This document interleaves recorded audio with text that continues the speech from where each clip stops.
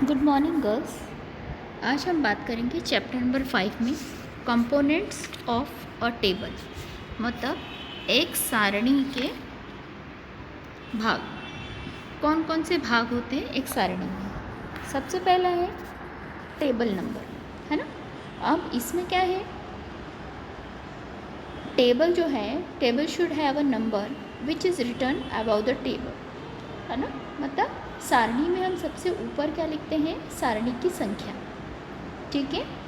और any reference this table, है ना, इस टेबल के रेफरेंस में या उसके संदर्भ में हम क्या लिखते हैं, जो सहायक टेबल है या उसकी सपोर्टिंग टेबल है उसके बारे में लिखते हैं, ठीक है।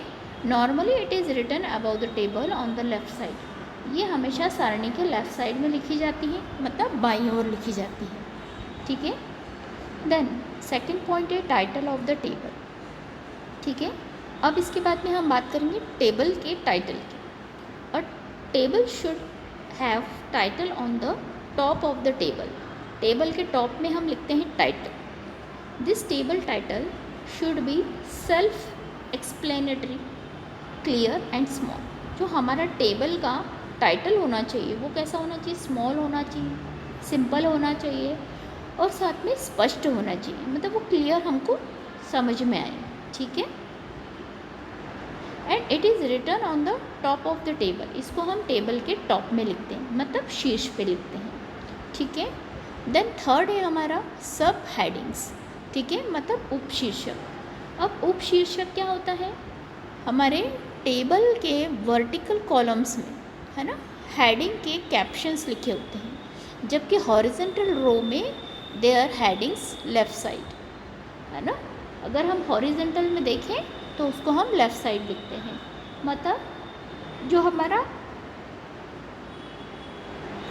उपशीर्षक होता है वो सारणी के वर्टिकल यानी खड़े खानों में, जो सीधे खड़े खाने होते हैं उनमें हम लिखते हैं वर्टिकल में, जबकि उपशीर्षक जो होता है कैप्शंस में लिखते हैं, है ना, मतलब हॉरिजेंटल यानी क्षैतिज पंक्तियों में हम उसको लिखते हैं, जो कि स्पष्ट यानी क्लियर होना चाहिए, है ना, और साथ में सरल भी होना चाहिए और संक्षिप्त होना चाहिए, ताकि हमारे सारणी या टेबल में इजीली उसको हम क्या कर सकें, लिख सकें।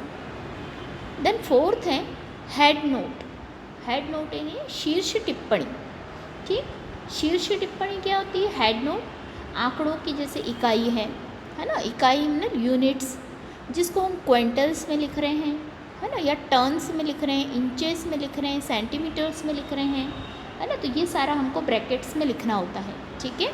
ब्रैकेट्स में हम इसको इसलिए लिखते हैं ताकि हमको उसकी पता चल जाए कि हमने सारणी को कितने उपशीर्षक से लिखा है, ठीक है। फिर है बॉडी ऑफ द टेबल, मतलब सारणी का मुख्य भाग। अब ये सारणी का क्या होता है, हृदय होता है, मतलब हार्ट होता है, ठीक है, क्योंकि इसके आकार से ही हमको निश्चित कर लेना होता है कि हमारी सारणी कितनी बड़ी होगी। इससे हमको हमारी सारणी का साइज़ पता चल जाता है, ठीक है। और made up of various columns, है ना, इसमें हम बहुत सारे कॉलम्स वर्टिकल एंड हॉरिजेंटल क्या करते हैं, बनाते हैं, ठीक है। तो ये क्या होते हैं, इसके अंतर्गत हमारे सारे आंकड़े या समंक हम लिखते हैं, है ना। इसके बाद होती है ब्लैंक स्पेस यानी खाली स्थान या रिक्त स्थान। अब इसके बाद है ब्लैंक स्पेस यानी रिक्त स्थान या खाली स्थान, है ना। अब blank space should be provided writing the data. इसको हम फ्यूचर के लिए हम राइटिंग में लिखते हैं, है ना, ताकि हमको ये सारी चीज़ें राइटिंग में मिल जाए, ठीक है। और इसमें हम हमारी जो सारणी है या हमारी टेबल जो है वो बिल्कुल कैसी लिखे, अट्रैक्टिव दिखे, इसलिए हम हमारे आंकड़े या तथ्यों को हम क्या करेंगे, स्पष्ट रूप से लिखेंगे, है ना। और इस खाली स्थान या ब्लैंक स्पेस को हम हमारे डेटा के थ्रू क्या करेंगे, फिल करेंगे, ठीक है। देन नेक्स्ट पॉइंट है 7th पॉइंट, कमेंट। कमेंट यानी टिप्पणी, है ना। कभी कभी क्या होता है, बहुत many times some important information, मतलब कुछ इम्पॉर्टेंट इन्फॉर्मेशन जो होती है वो हम प्रोवाइड करते हैं डेटा के थ्रू, ठीक है। गिवन द टेबल, टेबल के अंतर्गत हम क्या करते हैं, पर्टिकुलर इन्फॉर्मेशन को हम bottom to the table to footnote, है ना, फिट नोट के थ्रू बॉटम से लिखते हैं। ठीक है, तो ये तो हो गया हमारा कमेंट। देन फिर है source.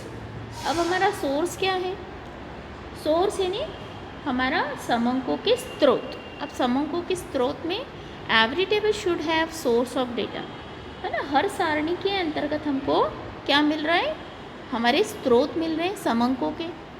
If the data is collected from somewhere, है ना, अगर हमको कहीं और से डेटा कलेक्ट हो रहा है तो हम क्या करेंगे, देन सोर्स इज़ मैंशनड, हम इसको मैंशन करेंगे बॉटम, है ना, bottom of right of the table, table के राइट से हम उसको शो करना स्टार्ट करेंगे।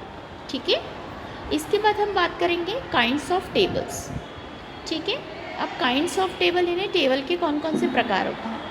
बस की सभी छात्राओं को सारणियों के प्रकार, सारणियों के प्रकार में सबसे पहले हम बात करेंगे टेबल अकॉर्डिंग टू पर्पस। ठीक है, उद्देश्य के अनुसार हमारी कौन सी टेबल होती है, उद्देश्य के अनुसार होती है हमारी नॉर्मल रेफरेंस टेबल। ठीक है, सामान्य उद्देश्य वाली सारणी। ठीक है, तो सामान्य उद्देश्य की जो सारणी होती है उसको हम संदर्भ सारणी भी कहते हैं, या कॉमन रेफरेंस टेबल, या नॉर्मल रेफरेंस टेबल, या सिंपली रेफरेंस टेबल भी इसको हम कहते हैं। ठीक है, ये सारणी जो होती है वो प्रायः प्रकाशित प्रतिवेदनों के पीछे दी हुई होती है। ठीक है, और इसका उपयोग हम विभिन्न व्यक्तियों द्वारा विभिन्न प्रकार से करते हैं, है ना, मतलब हर एक प्रकार के व्यक्ति अपने लिए अलग अलग तरीके से इस टेबल को यूज़ करते हैं, है ना। तो इसके स्पेसिफिक पर्पस जो होते हैं प्रिंटेड बॉक्स में होते हैं, और ये अलग अलग पर्सन्स इसको अलग अलग तरीके से क्या कर सकते हैं, यूटिलाइज कर सकते हैं। ठीक है, रूल्स एंड प्रिकॉशंस ऑफ टेबुलेशंस, है ना। अब इसमें सारणी रचना के नियम तथा सावधानियाँ। ठीक है, अब हमारी सारणी रचना के हमारे कौन कौन से नियम और कौन कौन सी सावधानियाँ हैं। सबसे पहला है टेबल नंबर एंड टाइटल्स, सारणी की संख्या व शीर्षक। ठीक है, सबसे पहले हम क्या करेंगे, first of all table number, सारे टेबल नंबर जो हैं मस्ट बी प्लेस्ड, उनको सबसे पहले हम प्लेस करेंगे प्रॉपर प्लेस पर about the table so that it can be used again, ताकि हम इस टेबल को फिर से दोबारा इसको यूटिलाइज़ कर सकें, अगेन फॉर रेफरेंस, है ना, इसको हम बार बार रेफरेंस के लिए यूटिलाइज़ कर सकें। And after that title table should have given the title should be short complete, है ना। अब हमारा जो टाइटल है वो कैसा होना चाहिए, शॉर्ट होना चाहिए, कंप्लीट, है ना, पूरा संपूर्ण होना चाहिए पर छोटा होना चाहिए, और क्लियर होना चाहिए, बिल्कुल स्पष्ट, और नॉन कन्फ्यूजिंग, मतलब उसमें कोई कन्फ्यूजन नहीं होना चाहिए, जिससे हमको आसानी से उसको समझ में आने में दिक्कत ना हो। देन सेकंड पॉइंट है कॉलम्स एंड रोज, है ना, मतलब स्तंभ और पंक्तियाँ। अब इसमें कितने स्तंभ और पंक्तियाँ होंगी, है ना, अब इसमें कितने प्रकार के स्तंभ हैं। ठीक, तो इसमें अ टेबल वेरियस कॉलम्स, है ना, हर एक टेबल में बहुत सारे कॉलम्स एंड रो होती है। Then can fix depending on the complexity, इसकी कॉम्प्लेक्सिटी यानी इसकी जटिलता को हम क्या करते हैं, कम करते हैं। ठीक है, एंड इसकी बिगिनिंग से लेकर के हम एंड तक की इस टेबल को प्रिपेयर करते हैं। ठीक, also the table should be made according to size, है ना। अब हम टेबल को किसके साइज़ के अकॉर्डिंगली बनाते हैं, जिसके अकॉर्डिंगली हमारे पास में उतना पेपर अवेलेबल होना चाहिए, है ना ही ये बहुत ज़्यादा बड़ा होना चाहिए और ना ही ये छोटा होना चाहिए, मतलब हमारे सेल्स जो हैं हमारी टेबल के वो प्रॉपर रो एंड कॉलम्स के अकॉर्डिंगली प्रॉपर होना चाहिए। एंड हमारा पिक्चर जो है वो भी गंदा नहीं दिखना चाहिए, मतलब अगली पिक्चर नहीं होना चाहिए, है ना। हमारा पिक्चर कैसा होना चाहिए, क्लियर होना चाहिए। देन थर्ड है स्टॉप्स एंड कैप्शंस। ठीक है, उपशीर्षक तथा अनुशीर्षक। अब इसके कैप्शंस हेडिंग्स जो हैं हमारे वर्टिकल कॉलम्स में या फिर सब हेडिंग्स में हमारे पास में हॉरिजेंटल रोप्स में होना चाहिए। This should be as small as possible, जितना हो सके सिंपल से सिंपल और छोटे से छोटा हमको उसको बनाना है। 4 lines tables should have lines, है ना, इसमें 4 लाइन्स की टेबल्स भी हम बना सकते हैं, विच आर अट्रैक्टिव, जो कि अट्रैक्टिव और क्लियर दिखाई देती है। शुड ड्रॉन केयरफुली, जिसको हमको ड्रॉ करना है बिल्कुल केयरफुली, जिसमें किसी भी प्रकार की डेटा हमारा कटिंग नहीं होना चाहिए, है ना, डेटा की कटिंग नहीं होना चाहिए, साइज़ और उसकी थिकनेस क्या होनी चाहिए, प्रॉपर होनी चाहिए, है ना, और ये डेटा हमारा इफ़ेक्टिव दिखे, ठीक। देन 4 पॉइंट है अंडरलाइनिंग। अंडरलाइनिंग यानी हमारा रेखांकन। हर एक टेबल में हमारा अंडरलाइनिंग यानी रेखांकन परफेक्टली होना चाहिए, जो कि हमको अट्रैक्टिव दिखे एंड क्लियर दिखे, मतलब जो हमारी टेबल को आकर्षक भी बनाए और साथ में स्पष्ट भी दिखाई दे। The lines of the table should be clear, जो कि हमारी लाइन्स कैसी होनी चाहिए, बिल्कुल क्लियर होना चाहिए। और इसमें नॉलेजेबल ऑफ डिविजन्स यानी हमारे जो उप शीर्षक और शीर्षक हैं, डिवीज़न और सब डिविजन्स हमको क्लियर दिखाई देना चाहिए, है ना। नाइस इम्पॉर्टेंट कॉलम्स, इसमें हमारे इम्पॉर्टेंट कॉलम्स वगैरह सारे हमको दिखाई देने चाहिए, जो कि हमको अट्रैक्टिव दिखाई दे, ठीक। इसके बाद हमारा 5th है टोटल, है ना। अब टोटल इसका योग कैसा होना चाहिए, the last column and last row can have heading totals, है ना। हमारी लास्ट कॉलम यानी लास्ट पंक्ति जो होती है हमारी, उसको हम किसके लिए रखते हैं, हेडिंग ऑफ टोटल, है ना, टोटल की हेडिंग के लिए रखते हैं, जिससे हमको उसका योग लगाने में आसानी हो। This total will be for vertical columns, ये योग जो होता है वर्टिकल कॉलम्स और हॉरिजॉन्टल दोनों कॉलम्स के लिए होता है। Table should have possibility of additional, है ना, इसमें हम पॉसिबिलिटी रखते हैं कि एडिशनली जो वर्टिकल और हॉरिजॉन्टल है वो हमारा टोटल हमारा वेरीफाई हो जाए, ठीक है। देन 6 पॉइंट है हमारा साइज़ ऑफ द टेबल। अब हमारा टेबल का जो साइज़ है, सारणी का हमारा आकार, the size of table should not be too big, है ना, हमारा टेबल का जो साइज़ है ना ही बहुत बड़ा होना चाहिए ना ही बिल्कुल छोटा होना चाहिए। If the data to be table is very large, है ना, ना तो बहुत लंबा होना चाहिए ना एकदम छोटा होना चाहिए, तो हमारे जो टेबल की समरी है वो हमारी कैसी होगी, ईजीली बन जाएगी, ठीक है। तो अब हम आगे बात करते हैं स्पेशल रेफरेंस टेबल, है ना। हमने जो सिंपल टेबल देखी थी टेबल्स के टाइप्स में, अब हम बात करेंगे स्पेशल टेबल, ठीक है। अब स्पेशल टेबल जो होती हैं इन्हें हम सारांश या संक्षिप्त टेबल भी कहते हैं, या सारांश या संक्षिप्त सारणी भी कहते हैं, ठीक है।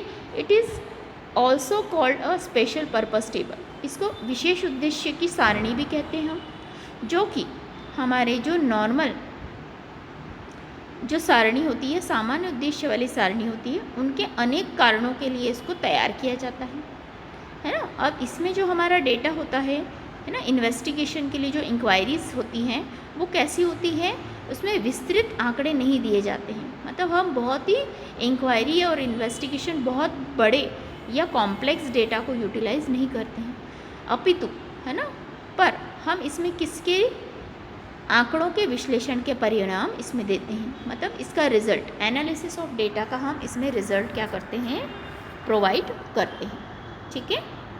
अब हमारा है टेबल अकॉर्डिंग टू कंस्ट्रक्शन। अब कंस्ट्रक्शन के हिसाब से हमारे कौन कौन से टेबल्स हैं, मतलब बनावट के अनुसार।